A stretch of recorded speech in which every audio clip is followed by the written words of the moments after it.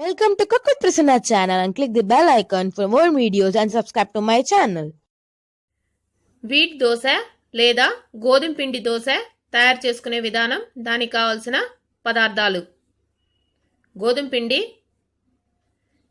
ఎర్రగడ్డలు, కొత్తిమీర తరిగి పెట్టుకోవాలి, వంట సోడా, ఉప్పు, కారం, నూనె. ఒక బౌల్ తీసుకొని అందులో 1 కప్పు గోధుమ పిండి వేసుకోవాలి.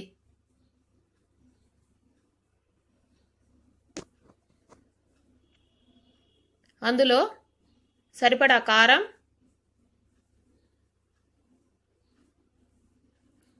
తగినంత ఉప్పు, కొంచెం సోడా ఉప్పు వేసి బాగా కలిసేటట్టు, పిండిలో కారం, ఉప్పు, సోడా ఉప్పు కలిసేటట్టు కలుపుకోవాలి.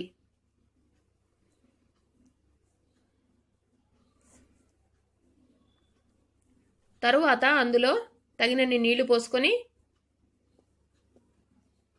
దోశ పిండి కన్సిస్టెన్సీకి కలుపుకోవాలి.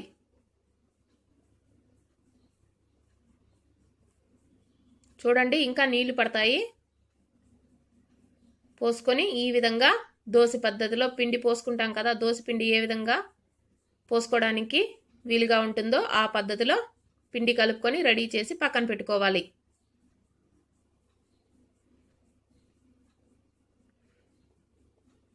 చూడండి, ఈ విధంగా రెడీ చేసుకున్న తర్వాత స్టవ్ వెలిగించి దోశ తవా పెట్టి, తవా బాగా వేడెక్కిన తర్వాత పిండి వేసుకొని దోశ పోసుకోవాలి. నెమ్మదిగా ఇలా స్ప్రెడ్ చేసుకున్నామంటే దోశ చక్కగా వస్తుంది. మధ్య మధ్యలో ఏదన్నా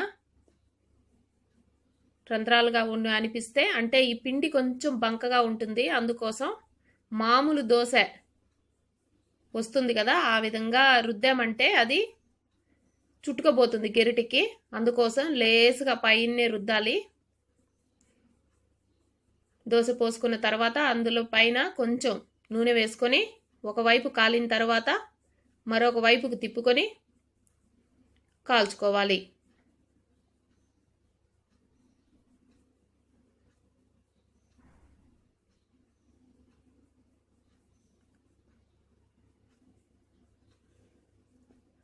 చూడండి, ఈ విధంగా కాలింది. చూడండి, రెండో వైపు కూడా బాగా కాలింది కదా. తర్వాత దాన్ని ఇలా ఫోల్డ్ చేసుకొని ఒక ప్లేట్లోకి పెట్టుకోవాలి.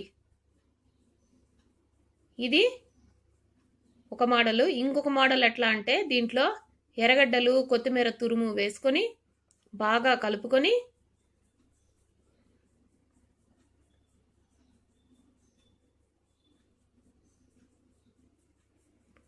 దోశ తవా మీద వేసుకొని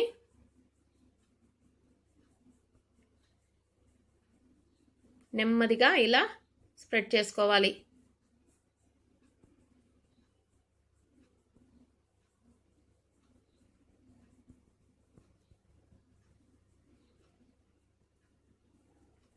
దానిపై కొంచెం ఆయిల్ వేసుకొని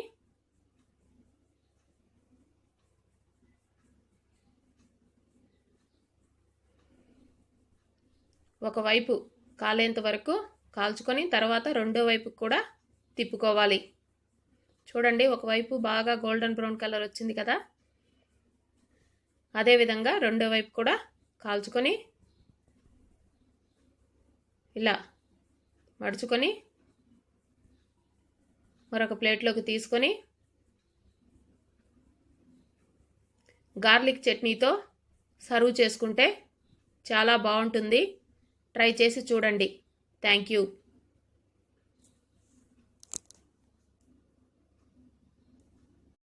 Thank you for watching and please subscribe to my channel and see you in my next video.